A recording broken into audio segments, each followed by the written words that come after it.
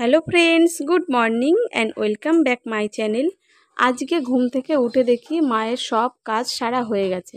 ঘর ঝাড় দিয়েছে, উঠোন ঝাড় দিয়েছে, আর এদিকে বাসন মাজতেও বসে গেছিলো। আমার উঠতে একটু লেট হয়ে গেল, তো আমি উঠে তাড়াতাড়ি করে ঘরটা মুছে নিলাম।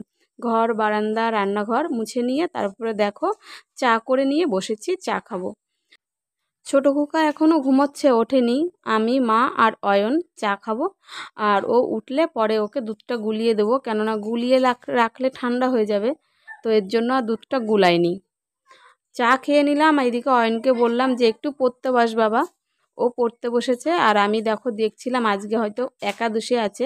আগে সপ্তাহে দেখেছিলাম যে সোমবার দিন একাদশী হয়তো থাকতে পারে, আর তার জন্য আমি দেখে নিলাম যে হ্যাঁ, আজকে একাদশী আছে।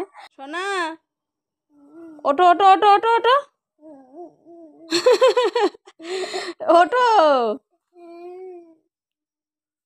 ওঠো, আগে ওঠো ওঠো, অনেক ঘুমিয়েছে, ওঠো। দুষ্টুমি হচ্ছে, ওঠো ওঠো। পড়তে বসবা কখন? দুধু খাবা কখন? তাড়াতাড়ি ওঠো।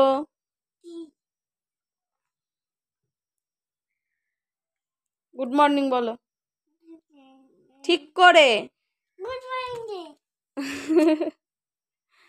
আসো, চলে আসো চলে আসো চলে আসো এদিকে। তারপরে দেখো 9টার সময় বাবুকে ডেকে ডেকে ঘুম থেকে তুললাম, তুলে বিছানাটা গুছিয়ে নিয়েছিলাম। আর তোমরা দেখতে পাচ্ছ সোমবারের দিনের ভিডিওটা, তো আমার ভিডিও করা ছিল, আপলোড দেওয়া হয়েছিল না, তো সেটাই তোমাদের সঙ্গে শেয়ার করছি। আর আজকে দুপুরবেলা এনেছিলাম হচ্ছে পার্শে মাছ। তো আমি কিন্তু মাছ খাবো না, ওই যে দেখলাম আজকে একাদশী আছে, তার জন্য আর মাছটা খাবো না, ইচ্ছে করে না একাদশীর মধ্যে মাছটা খেতে। তো তার জন্য আমি আলাদা করে একটু নিরামিষ তরকারি করে নিলাম, নিরামিষ দিয়ে আমার খাওয়া হয়ে যাবে। তো ভোলানাথ তো মাছ ছাড়া খেতে পারে না, তো বললাম তুমি দাও, তোমাকে মানে মাছ রান্না করে দেবো, মা খাবে, আর আমি এই নিরামিষ দিয়েই খাবো। দেখো পটল ভাজা করলাম, পার্শে মাছ করলাম, আর এই যে ওই নিরামিষটা এই রান্না করেছিলাম, আর বেশি কিছু রান্না করতে ইচ্ছে করলো না।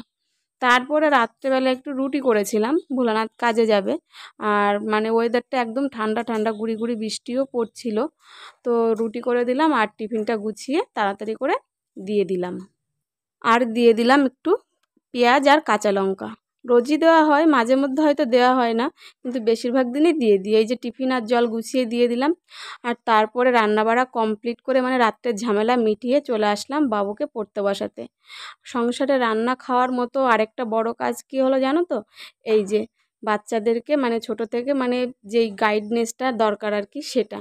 তো পড়তে বসতে বললেও ও তো পড়তে বসবে না, মানে ছোটোবেলায় যেভাবে সামনে বসে থাকতাম ঠিক সেরকম ওর চোখের সামনে বসে থাকতে হবে, ও পড়বে। না হলে বারবার করে ডেকেই যাবে, তুমি এইদিকে আসো, কী করছো, আমাকে এটা দেখিয়ে দাও, বারবার করে এরকম ডাকতেই থাকবে। তো কী আর করা, এসে ওর চোখের সামনে আমি বসবো, তারপরেই ও পড়বে। মানে সংসারের সব কাজের মধ্যে এও একটা বড় দায়িত্ব আর কি। যাই হোক বন্ধুরা, আজকে এটুকুই শেয়ার করলাম। আজকের ভিডিওতে কোনো কিছু ভালো লাগলে একটা লাইক আর কমেন্ট করো। টাটা।